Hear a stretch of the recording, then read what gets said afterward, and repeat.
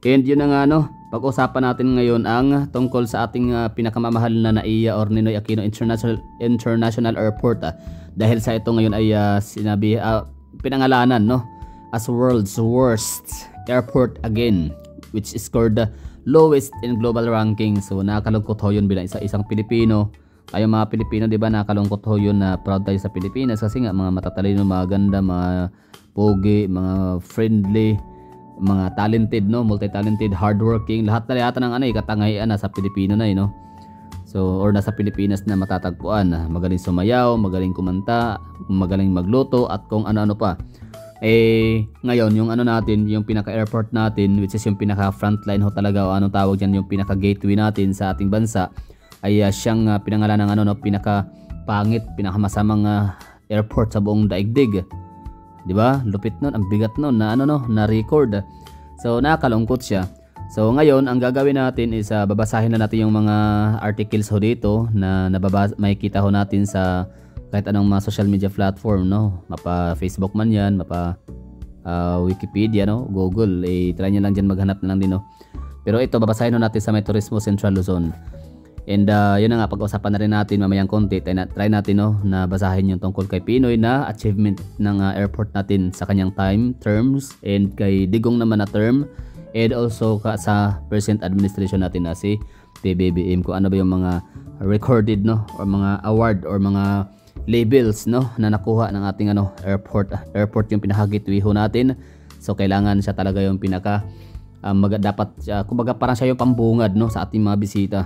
So dapat maganda siya kasi Pilipino, kilala tayo as hospitable country. Tama?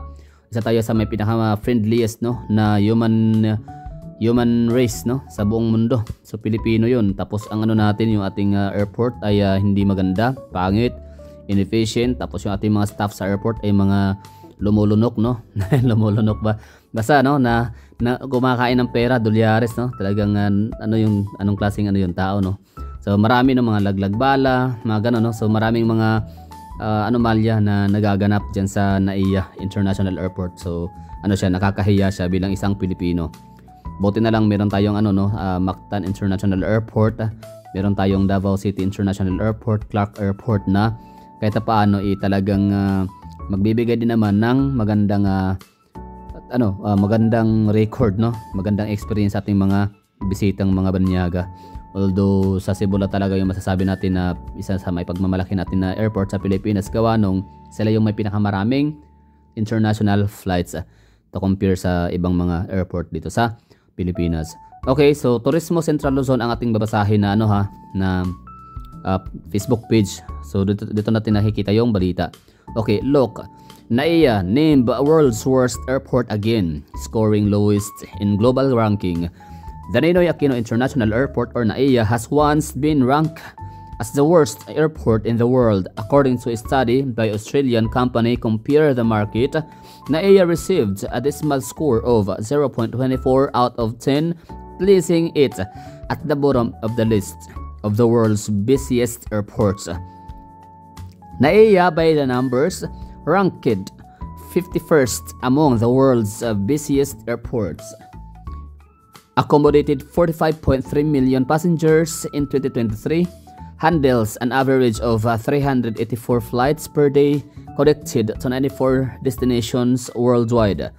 Meanwhile, Asian airports dominated the top spots, with Hong Kong International Airport crowd number 1 with 99.44 score, followed by Singapore Changi Airport at number 2 with 9.27 score. As NAIA continues to struggle with congestion and infrastructure issues, travelers are calling for major upgrades and reforms to improve the country's gateway to the world. Yun, di ba? So 2023, itong survey na to is last 2023. So I think ito ay conducted last 2023. So ibig sabihin hindi nila naabutan yung massive changes talaga no, masasabi ko massive changes talaga yung ginawa ni SMC or San Miguel Corporation Management dito sa ating new NAIA or NNIAIA no. So new NAIA Airport. So talagang napakalaki ng changes ng ano natin dito na NAIA Airport dahil sa ginawa nitong SMC Corporation, I mean yun, management, no, na headed by Ramon Ang. So ang galing lang talaga nilang pinaganda. Binili ang I mean kinuha, no, parang sila yung nanalo sa bidding, like sila yung mag-manage sa airport natin. Government pa rin naman yung di ba, yung NAIA. Yun nga lang dahil sa kumbaga ang ginawa lang ng SMC is parang sila yun mag-manage, parang gano'n, no? So parang kontrata, no, parang nakuha nila. So yun. And sa tingin nyo, base sa nakita nyo sa video, pangit ba ang airport natin ngayon? I think hindi, no? 2025. So ano pa tayo ngayon, nasa first quarter, di ba? Pasok ko tayo sa first quarter, so it's January, February, March. So far nagkakaroon na ng nakikita ko na yung mga changes, yung development kahit paano sa NAIA, from worst into something like masasabi natin mas better siya ngayon kumpara noon. Kasi nga yun na nga, yung crowds, for example, no, yung congestion sa loob ng airport. Kung nakikita niyo naman siguro sa aking mga previous upload na nitong January and February, meron akong mga nakuhang footages dyan sa may NAIA Terminal 3 kung saan na minimal or na-lessen yung crowd problem sa pinaka domestic and arrivals. I mean departure and arrival area dahil sa dinawasan ng mga shopping, mga tindahan, gano'n, no? Mga shops and boutiques. So talagang mas inorganize, mas pinalawak, mas pinalapad ni Ramon Isang or ng SMC management. Ngayon naman ay pag-usapan natin yung tungkol sa achievement, no, ng airport natin sa panahon or sa termino ni dating Pangulong Rodrigo Roa Duterte. So syempre tinanong ho natin si Wikipedia ulit, ano nga ba ang mga naitala ng NAIA Airport sa panahon ni Rodrigo Roa Duterte? So ang sagot ho sa atin dito ni Wikipedia, based on research or based on the search results, here's a summary of NAIA's records and development during the Duterte administration. Number 1, efforts to address congestion. So yun po yung ginawa ni Digong. The Duterte administration through the Department of Transportation or DOTR focused on addressing the perennial issue of congestion at NAIA. DOTR issued to maintain Memorandum Circular number 2019-01 which aimed to curb the hoarding of take-off and landing slots by airlines. This was done to improve the flow of the air traffic and reduce delays. The goal was to provide a better experience for air passengers. Infrastructure development. The DOTR highlighted improvements in the NAIA and also focused on the airport developments throughout the country. So alam natin yan, mga taga Jensan, I don't know sa CDO, no, sa may Lagindingan. Pero alam natin yan, mga taga Bohol, alam natin yan, mga taga Samar, no, sa may Calbayog. Wait lang, ang Calbayog ba is ba siya? Paayos pa na Digong ang airport. Basta yung taga Albay. So alam natin yan, no, sa buong Pilipinas na mayroong talaga, no, isa talaga sa pinaka ginawa ni dating Presidente Rodrigo Roa Duterte is yung mga airport, no. Maliban sa mga project roads, mga highways, mga diversion roads, coastal roads, ay isa rin ang airport sa kanyang mga priority. Okay, ito din natin yung pagbabasa, no. The infrastructure developments, the DOTR highlighted improvements at NAIA and also focused on other airport developments throughout the country. It is also important to note that discussion and plans for the new Manila International Airport in Bulacan progressed during galing, no, the Duterte administration. So iba talaga si Digong, no, siya lang talaga yung may bayag na pagalawin lahat ng mga nakabinbin na mga proyekto. Regulatory measures. The government implemented stricter regulations and heavier penalties for airlines that misused airport slots. In essence, the Duterte administration's focus regarding NAIA is centered on improving operational efficiency, combating congestion, and furthering infrastructure development. It is also important to know that there were also times that NAIA received negative reviews, and that the DOTR disputed some of these negative reviews, stating that there were significant improvements made. Okay? So hindi ko mahanap yung gusto kong makita at mabasa, yung tungkol sa airport na basta parang 4th or 7th or top 10.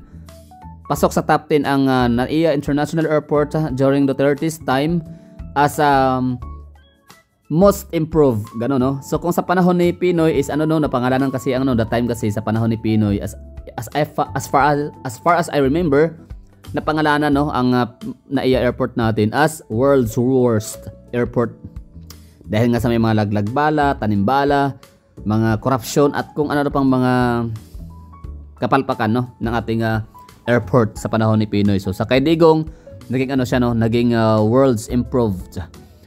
I mean ano, one of top 10 no, pasok siya sa ano sa top 10 as a world's most improved airport. No, galing. So ngayon nagbalik naman, kaya pala sinabi dito kanina sa Central Luzon Tourist, ano yun, yung ano nabasa natin na article. Kaya pala sinabi no na NAIA ay naging ano siya, nag number 1 ulit siya as world's worst airport again.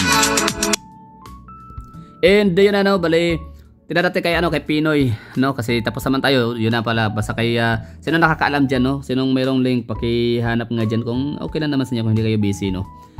Paki-send nga diyan sa ano comment section kasi hindi pala makapag ano no, send ang link sa YouTube. Anyway, so move on ho tayo, tinadati kay no kay Pinoy. Wag na, yun na yung kay Pinoy world's worst airport, Pinoy and BBM.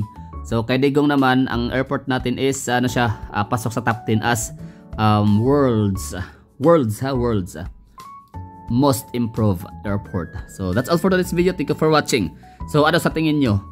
Worst ba talaga airport natin? At nga pala, i-shoutout pala natin yung commenter natin na si okay, pay attention mga hagala no, shoutout natin si ano, si Me the Monkey King. So si ano, ang sabi niya kasi dito, Ray Wolf no, ang kanyang user handle ay si ano, Me the Monkey King, Ray Wolf. Shoutout sa inyo sir, ma'am. Sabi niyo kasi, ang sabi kasi dito ng ano ni commenter natin is, ang NAIA ay isa sa mga pinakamasamang paliparan sa mundo. Ang isang kadahilanan na hindi nakikita ng mga Pilipino dahil una, okay ha, ulitin natin no, i-digest lang natin to dito ngayon habang binabasa natin ito. Sabi ni Me the Monkey King or Ray Wolf na ang NAIA daw ay isa sa pinakamasamang paliparan sa buong mundo. Oo, ngunit may mga kadahilanan kung bakit ito'y hindi nakikita ng mga Pilipino, kung gaano kapangit ang airport natin sa Pilipinas sa NAIA. Number 1, hindi sila nagsasalita ng masama tungkol sa kanilang bansa. Okay, so yun ang ano no, parang sinabi ni Ray Wolf or Me the Monkey King na hindi daw natin kaya magsalita ng kasiraan sa ating bansa. Pwede no, may point. Kasi ano tayo, parang allergic tayo sa katotohanan. Totoo yan. Kasi pag magsasabi tayo ng ganon, pag sasabihin natin yung totoo, magre-real talk tayo, sasabihin sa atin na walang empathy o ano tawag dyan, parang hindi makabayan, ganon no, parang traitor sa bansa. Anyway, okay, number 2, marami ang hindi nakakikita kung ano ang itsura ng isang modernong paliparan. Totoo yan. Bilang lang ang mga Pilipino no, or ilang milyon lang ba, basta napakakunti lang ng porsyento ng mga Pilipino na kapag travel abroad, di ba? Kaya yon, malamang sa alamang tayong mga, ako for example, ako di pa ako nakapag-abroad no? Hindi pa ako nakapag-travel abroad, so masasabi ko muna na hindi ko pa mako-compare, although meron naman tayong mga sources no of information. Pwede naman tayong mag-Wikipedia, Facebook, YouTube, di ba? Para makita natin yung mga hitsura ng mga ibang mga airport sa ibang bansa no, kung gaano ito ka-modern. Pero syempre, iba talaga yung ano, sabi ko sa inyo, di ba? Iba pa rin yung personal experience talaga natin kumpara sa mga nakikita natin sa video or sa mga sabi-sabi lamang ng ibang tao. Anyway, so yan ang dalawa no, nabanggit ni Me the Monkey King or Ray Wolf na yan na nga, pinakamasamang airport sa buong daigdig ay ang NAIA. Hindi nga lang ito makita ng mga Pilipino dahil nga sa unang-una, ayaw ng mga Pilipino na tanggapin ang katotohanan na ganun ang realidad sa Pilipinas. Lalo na ngayon, pangalawa is yun nga, maraming hindi din nakakita sa napakaganda modernong mga paliparan sa buong mundo. Ang NAIA ay dapat naganap na masira at muling itayo. Okay, so dapat daw i-demolish. Parang naka-translation itong gamit niya no, Me the Monkey King. Ang ano daw no, kailangan daw gibain ang i-demolish ang NAIA airport at gawing ipapatayo ulit. Okay lang no, marami naman pera ang bayan, marami pera Pilipinas, trillions no. Ikaso nga, kumbaga, kinukurakot, kaysa kukurakotin ng mga buhaya nating mga opisyalis sa gobyerno. So, tama, no? Ipagawa na lang siguro sa airport. Pero, sige lang. Basta, meron naman meron tayong mga darating pa ng mga politicians. Yun nga, basta asahan ako as a Davaoenyo. Kita-kita ko talaga yung performance nitong mga Duterte. Lalo na si Tatay Digong and si VP Sara. Talagang napaka-perfect ko talaga nila para sa bayan. Kaya nga ngayon sila ay ginagawa na ng paraan na ma-demolish or yun, demolition job no, ginagawa nila sa mga Duterte family kasi alam na mga kawata ng mga kongresista na Duterte lang talaga ang makakahadlang sa kailang pagiging makakapagpatigil no, makapagpahinto ng kailang pagkakakurakutan. Anyway, yun lang siguro no, anong masasabi nyo sa mga nababasa nating article dito? So let me know in the comment box kung agree ba kayo or disagree. Okay, thank you for watching. So sa susunod na video gagawa tayo ng pinakamagandang airport sa Pilipinas na aking napuntahan so far. So it would be NAIA, Mactan International Airport, Davao. It would be Katiklan ng Boracay, Iloilo, Clark, pwede rin Bohol. So alin kaya doon ang ating masasabing pinakamagandang airport sa buong Pilipinas. So, thank you for watching. Pero sa siyempre experience ko lang yun ha. Hindi ko pa naman lahat napuntahan ng airport,